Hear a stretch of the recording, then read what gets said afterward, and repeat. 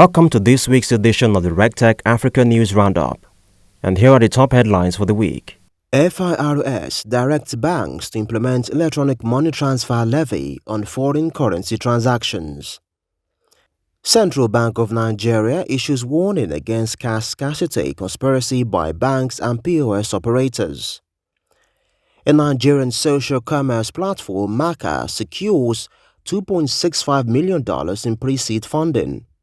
Central Bank of Nigeria, CBN, lifts restriction on banks from facilitating crypto transactions. Ghana Revenue Authority announces value income tax for ride-hailing vehicles from January 1. American Business Council and stakeholders launch cybersecurity hub to boost capacity in Africa.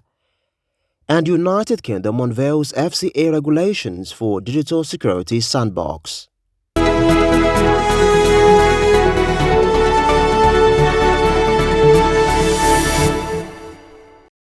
Now the news in details. The Federal Inland Revenue Service (FIRS) has issued a directive to deposit money banks, instructing them to deduct or remit the Electronic Money Transfer Levy (EMTL) on foreign currency (FCY) transactions in accordance with the Finance Act 2020 and Stamp Act 2004.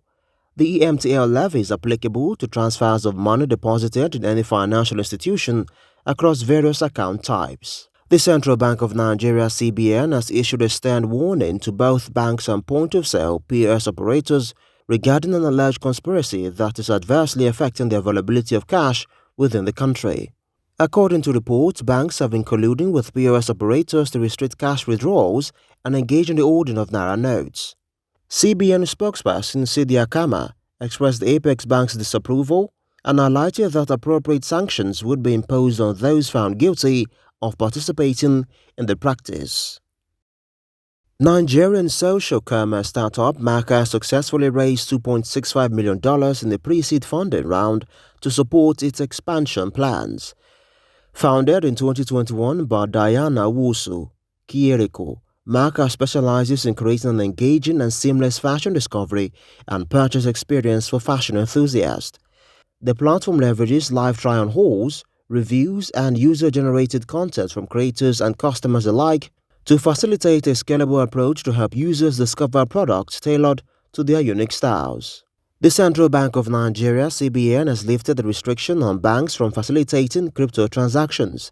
The CBN also released guidelines for banks and other financial institutions to operate with entities that provide crypto services. The Apex Bank pointed out that Section 30 of the Money Laundering Act of 2022 now recognizes crypto companies, which it calls Virtual Asset Service Providers (VAPs), as financial companies. Let's go for a short break, and when we come back, the news continues. Welcome to the 2024 Regtech Africa Conference on Awards, happening in the city of Lagos, Nigeria, on the 23rd and 24th of May 2024. This event promises 2 days of unparalleled insights and interaction. Theme: Harnessing Partnerships for Africa's Prosperity, Bridging the Data Trust Gap. 50+ speakers, 1,000+ participants. Join us as we empower women in Regtech and captivating roundtable discussions.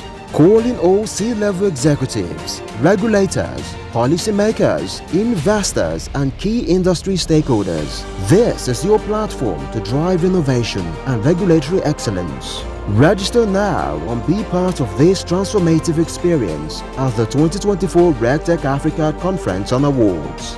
Engage, connect, collaborate. See you there.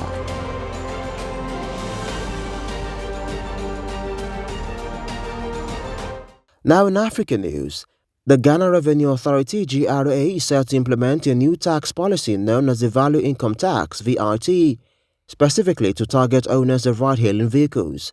The move, in accordance with Section 22 of Regulations 2016, LI 2244, mandates income tax payment on a quarterly basis for owners of commercial vehicles earning income through the operations. The American Business Council (ABC) and key stakeholders in the fintech have introduced a cybersecurity hub aimed at enhancing the skills of young tech enthusiasts and fostering a comprehensive cybersecurity ecosystem. The Cyber Hub, established in collaboration with Commercio Limited, NITHub, Cisco, and the University of Lagos, addresses the significant shortage of certified cybersecurity professionals in Africa, estimated at 100,000 persons by the Tony Blair Institute for Global Change.